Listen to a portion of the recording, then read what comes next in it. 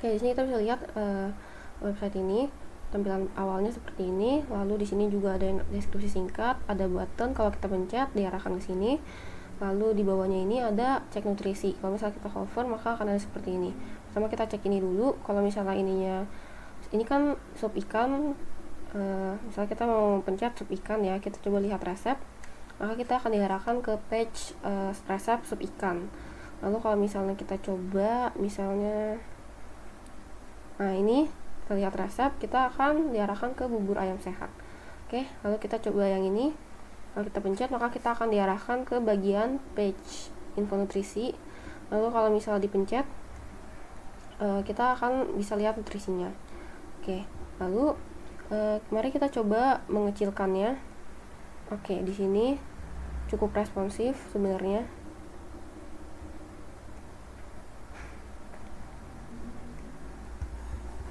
Oke, tidak ada yang hancur, semuanya oke. Oke, kurang lebih sudah oke. Lalu di sini kita lihat yang namanya About Us. About Us ini ada tampilan singkat seperti ini. Lalu kita bisa melihat anggota kelompok dan juga nama serta NIM-nya. Oke, mari kita coba juga untuk mengecilkannya. Oke, nggak ada yang hancur. Lalu dikecilin. Itu terlalu kecil sih tadi. Oke, semuanya aman. Lalu di atas ini kan kita lihat di sini ada navigation bar. Mari kita coba navigation barnya. Oke, home-nya berfungsi, info nutrisi berfungsi, resep berfungsi, buat tas juga berfungsi.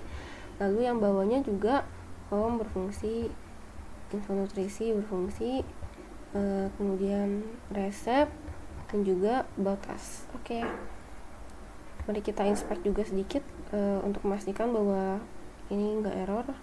Oke, bawahnya aman, atasnya aman. Oke, cukup responsif. Kemudian untuk halaman info nutrisi, ketika kita buka nantinya akan ada sedikit animasi pada teks dan juga search bar.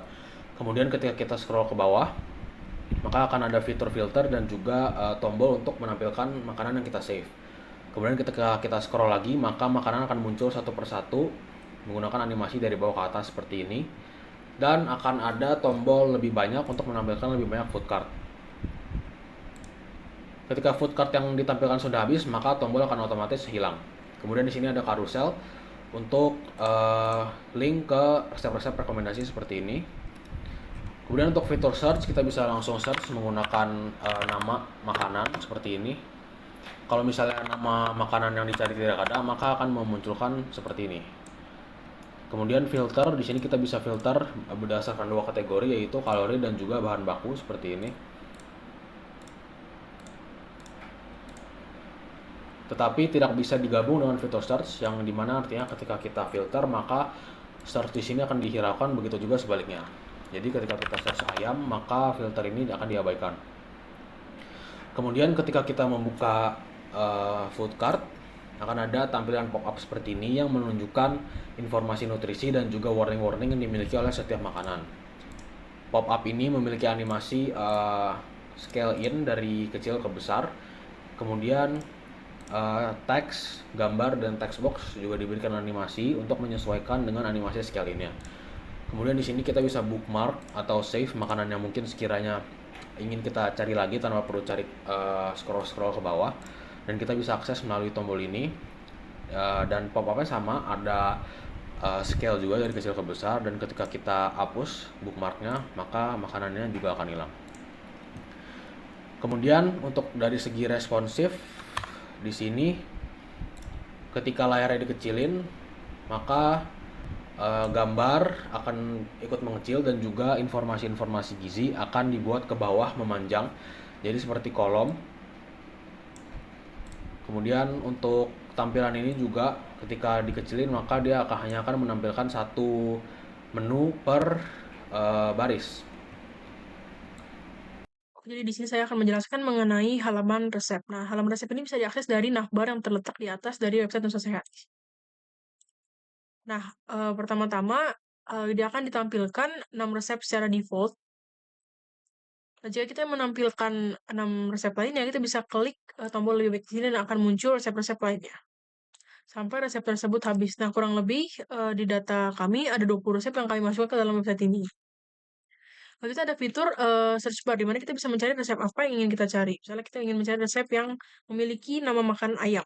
Nah, akan muncul semua resep yang memiliki nama ayam. Misalnya sate lilit ayam, ayam panggang, dan resep-resep ayam lainnya.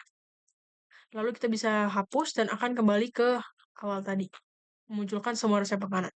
Nah, selain itu di sini ada juga fungsi filter, di mana kita bisa memfilter berdasarkan durasi masak, tingkat kesulitan masak, dan juga kalori makanan tersebut. Misalnya saya set durasinya sebagai sedang, yaitu 31 sampai 60 menit. Nah, filter kesulitannya saya juga set sedang, kalorinya misalnya sedang juga. Nah, di sini akan muncul resep-resep yang memenuhi dari kategori filter tersebut.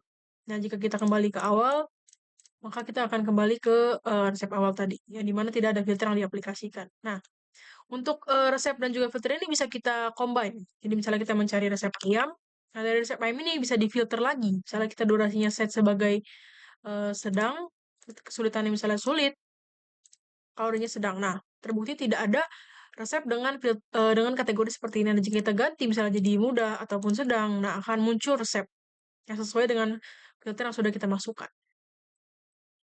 Nah, untuk halaman ini juga sudah responsif. Misalnya kita kembali ke setelan awal, kita delete, nah, kita kembali ke setelan awal. Untuk halaman ini juga sudah responsif. Bisa kita lihat, kita bisa akses website ini dari misalnya dari handphone atau dari tab, dari desktop, dari manapun.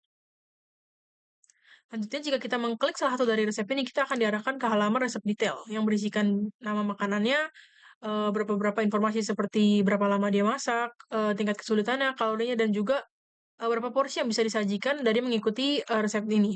Lalu ada gambar dari hasil makanannya, deskripsi singkat, bahan-bahan, langkah-langkah, info nutrisi, dan juga rekomendasi resep lainnya.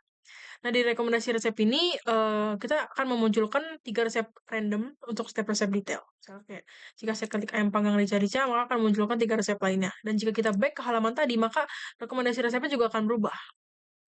Nah, sini juga ada tombol like.